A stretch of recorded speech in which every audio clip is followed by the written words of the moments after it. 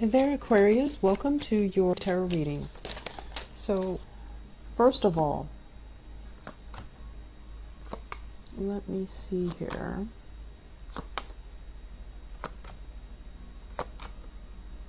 Okay, so the first thing that really jumped out at me here is this is basically a process about re-examining the past, figuring out cycles and patterns, and figuring out, are cycles repeating because we needed to learn a specific lesson, or are they repeating because we haven't learned it the first time? So I feel like for some of you, there is somebody in your life and you feel like, oh, it's meant to be. It's a fated karmic type of a relationship. I'm exactly where I need to be with this person, or I'm exactly where I need to be because of this job, because of this location. And so they're really telling you, like, is it really meant to be, or is it coming back around, a cycle, something similar from the past, or, similar to something from the past that is cycling back around because the lesson hasn't been learned.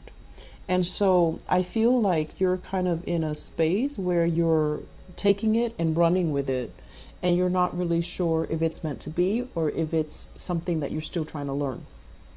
So the important lesson here, I feel, is to be really aware that some things are being recycled or some things come back in because we have to learn something from it, okay? This is a card about self-mastery. This is a card about having really a full confidence in your capabilities. And it's kind of like the idea about, knowing how much you know and then disseminating and sharing your knowledge with other people. Kind of like being in the public limelight so then you can show other people, direct other people, and kind of, I want to say, like, disseminate information so that you can lead others, or so that you can steer others in the right direction. Okay, so I feel like if some of you are in a position in your current work situation and you're dealing with the public, you're constantly in the public eye, you're constantly having to fix problems, you're constantly having to manipulate or resolve or called in to do some type of damage control, I feel like you are exactly where you're meant to be, because there is a skill that you're still learning. And I honestly feel like the skill has to do with leadership capabilities. It's almost like you're being groomed for a position of power, for a position of leadership. And once you have mastered these skills, you're not going to have to work from the bottom of the totem pole where you're dealing with financial scarcity or financial instability, or you're not going to be, that newbie where if there's a turn for the worse in the economy, you're the first that the company or the organization lets go. Okay, so I do see cycles being repeated. I see you learning from the past. And I see in the work environment, you are where you need to be, and you need to upgrade your skills. You need to show leadership. You need to show diplomacy. You need to be able to communicate very, very well. Many of you are making a living based on communication. So, for example, for me, for example, if I'm doing tarot, I'm making a living based on communication, but I feel like it's deeper than that.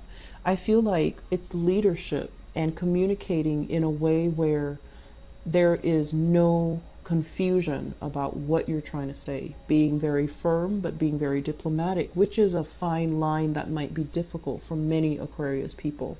Because I feel like diplomacy might not be your forte. You see things in a very binary manner, black or white, yes or no. There isn't really a middle ground, and you're not somebody that will mold or change your demeanor based on your audience. Okay, so like you have a just one singular way of doing things, and you don't really it's not that you don't take your audience into account, but you feel like what's the best way to do things, and so you don't really bend to cater to other people. And so I feel like there is a concept here about having to learn how to be very, very firm, but also to be very diplomatic so that people like you, so that people respect you, so that people want to hear what you have to say. having to speak a little bit more rather than from that head chakra, which is so heavily activated within you, where you make connections really fast. You have a lot of intellectual, prowess that you can share, and it's a huge asset. It has always been a huge asset, but communicating more from the heart, kind of like being able to put yourself in other people's shoes so that you know how to adequately persuade them, you know how to adequately help them, so that you allow them to feel important. And what does come to mind here is, this entire cluster. So I feel like many of you, I'm going to say this as, I don't like to criticize, but I feel like you might have been accused of this in the past, okay? Where they say like, you know how to solve problems. So if somebody comes to you and they're like, I'm dealing with all of these things, can you help me sort it out? You're very good at sorting it out. You're like, okay, A, B, C, D, done, and it's over with. But that interaction, that transaction, it leaves them feeling like they're just a number. They're just a case. Like it's very impersonal, and you like to do that. You like to make things very impersonal, because when your emotions are worked up, when you're personally invested, you can't work as fast because you're bogged down by these other superfluous feelings. And that's why you like to function in a very efficient, in a very detached, in a very depersonalized way. However, if you are being groomed for a leadership position, you need to learn how to communicate in a way that allow other people to see how important they are in your life, which is, it's going to annoy you, Aquarius. When someone think that they have so much importance in your life, you kind of scoff at that, right? And so if you're in a position of power, if you're in a position where you're being groomed to achieve a lot more, you're going to have to conform, and you're going to have to change yourself just a little bit to make people feel important, to honestly make people feel that you appreciate them, make people feel wanted and needed, and make people feel that they can approach you when things go awry because you've got their back, right? So I feel like there is a massive, I guess like a strategy that you need to adopt in your work environment so that you can get yourself where you need to be, okay?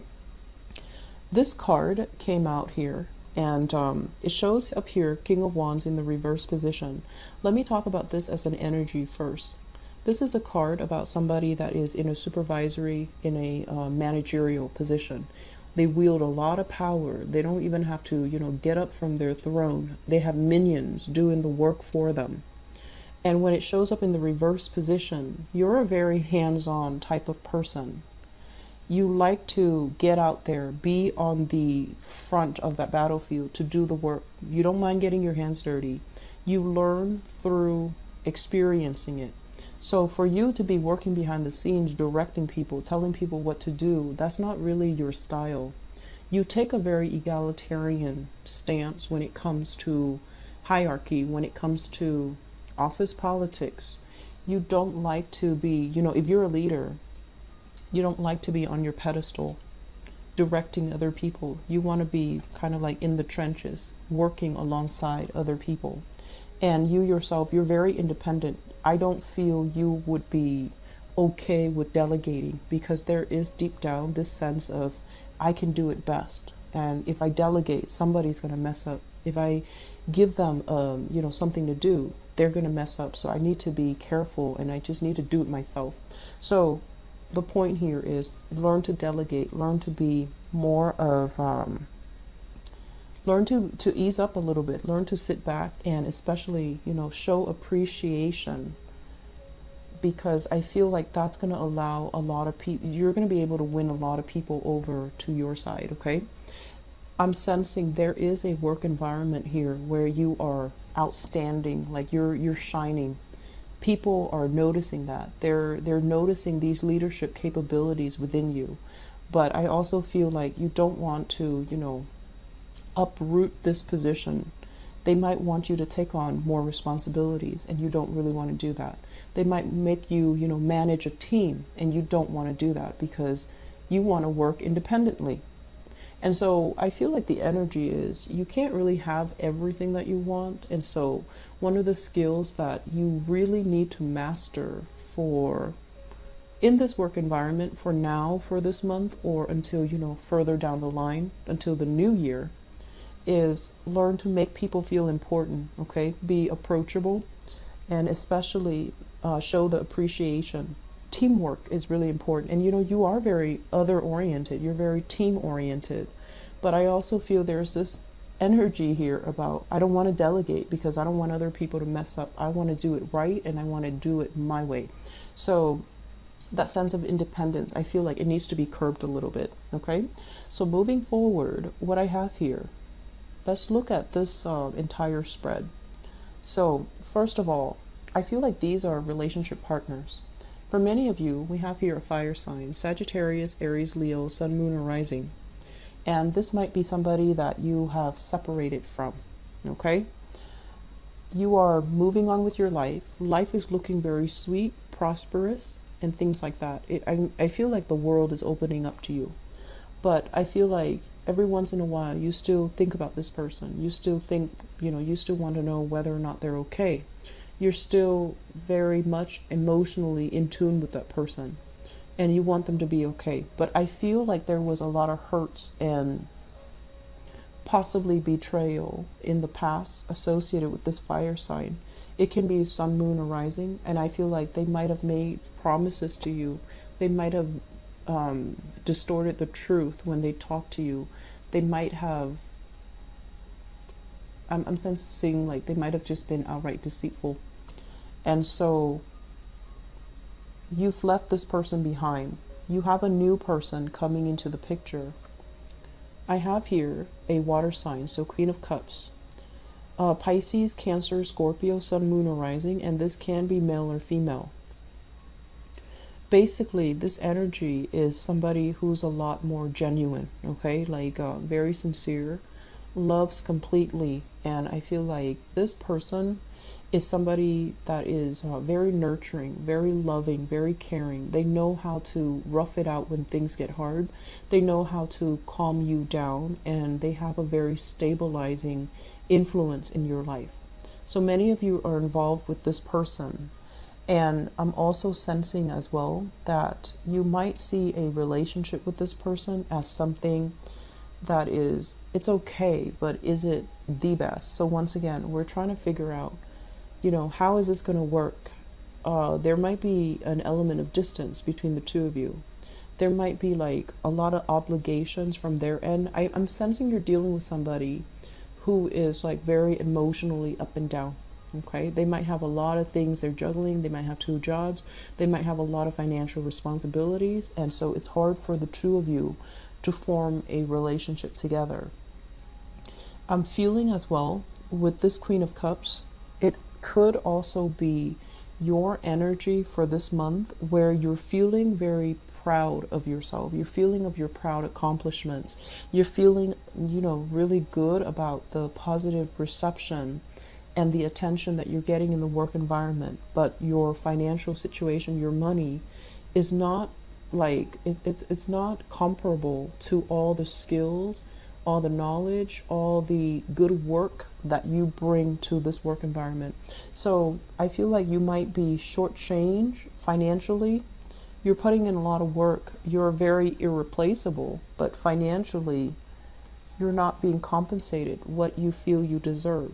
Okay, so I also feel a little bit of a slowdown for this month. Okay, so if we have here an earth sign, a fire sign, Sagittarius, Aries, or Leo, there might be financial discussions between you and them.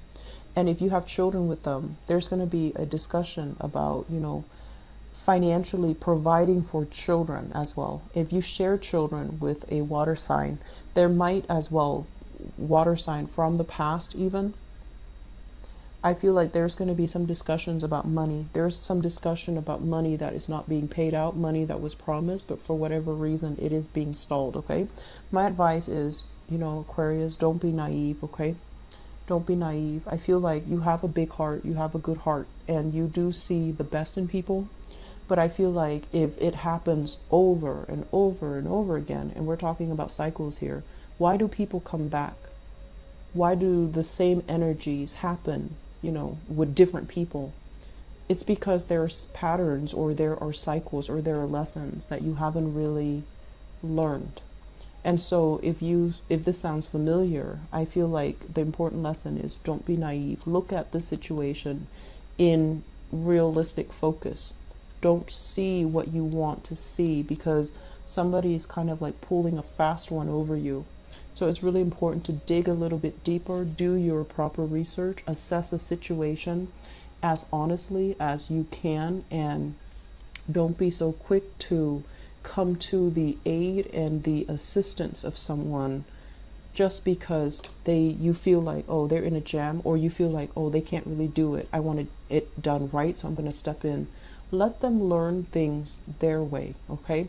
Focus on you, let them learn things their way. But when it comes to finances, I feel like there is some shady financial dealing. Money that is supposed to go to you is not going to you. There's some delay. Or in your work environment, I feel like you're not paid enough for all your skills and all the mastery of these skills that you're bringing to the table. Okay, so I hope that is helpful for you, Aquarius. So I'll be back for the mid-month reading, and I'll talk to you guys soon. Okay, and I'll be back right now for the love reading.